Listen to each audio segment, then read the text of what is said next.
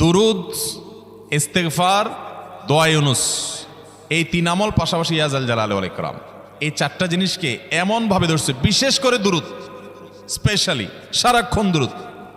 আল্লাহ রাব্বুল আলামিন এমনভাবে সহযোগিতা করেছেন, এমনভাবে উদ্ধার করেছেন যে কল্পনা করলে অবাক লাগে এখন যে এটা কিভাবে সম্ভব।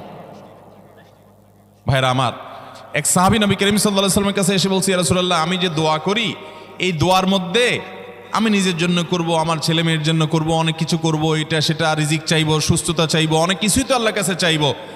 আপনি তো আল্লাহর রাসূল, আপনার জন্য দোয়া করলে আমাদেরই লাভ, একবার দোয়া করলে আল্লাহ 10 বার রহমত নাজিল করবেন, তো আপনার জন্য আমার দোয়ার ভিতরে কত পার্সেন্ট রাখবো?